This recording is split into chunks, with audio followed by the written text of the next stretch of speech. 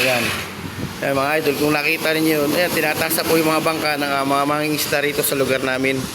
So yan po, talaga po nag-uumpisa na po pagsama ng panahon. Kung makita ninyo yung puno na niyog, ayan po. At nagbabalik ang dating adik, dating pogi. Ayun nga po mga idol, so kaninang umaga, umattend tayo ng PDRA o Free Disaster Risk Assessment. So ito yung paghahanda natin sa mga bagyo, ano pa mang bagyong dumating sa ating lugar. So mas mainam na bago pa lang yung bagyo dumating, handa na ang lahat, residente, barangay at mamamayan. So ayun nga po, pagkatapos ng seminar, so pagdating ng mga alas 2, sumasama na yung panahon. So bandang 2:45, duty na nga kami. Sabi ko sa mga kasama ko kagawad, sa panguna po ng ating kapitan, shoutout Kap Ikoy, na umpisa na namin pag-monitor sa aming mga kabarangay at bukas po ang ating barangay hall. So ito po, in action na tayo mga idol. So yan po mga idol, mga kabarangay. So tayo po ngayon ay duty muna at kailangan talaga natin dumuti.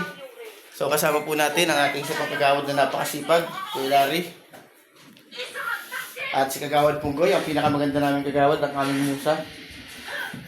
Oo, pinakamagandang musa. Tinidora pala ka.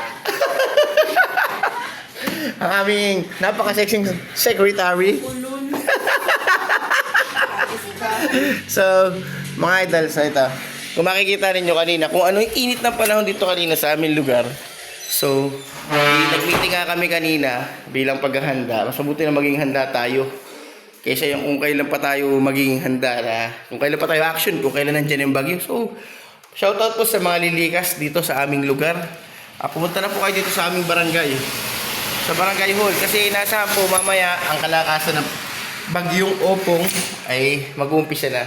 So, pakita ko po sa inyo yung ko lang yung camera. Ayan. Ayan mga idol, kung nakita ninyo yun, ayan, tinataas na po yung mga bangka ng mga mangingisda rito sa lugar namin.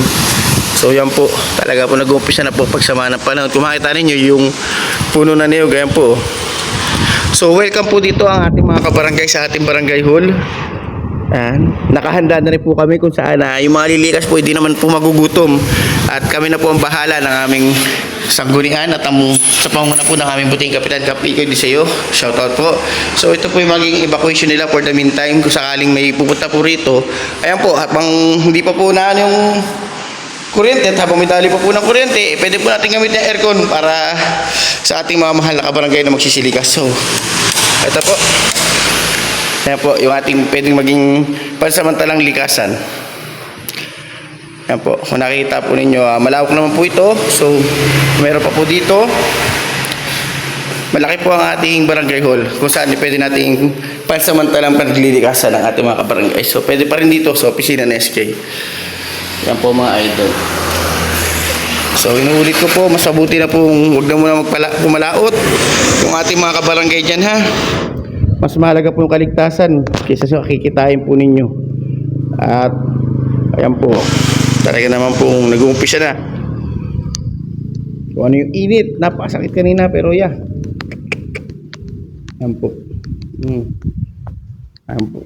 Kitang-kita nyo naman sa itsura ng puno. Yung hangin. Talagang malakas itong parating na ito. Sana naman po mawala, kumbaga wala namang himala sa ating Panginoon para maiwasan kung ano mang maging problema. Shoutout Jake! Ayun po. Jake, paglilikas kayo, punta lang kayo dito ha.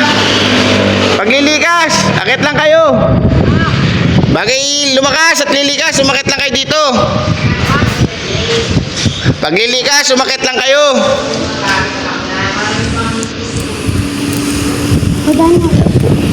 Lakas ng hangin. Yan, lakas. Naman natin, may bodyguard tayo ngayon mga idol. Ano bagyo ba yan? Sabi ni Adin, bagyo po. Opong?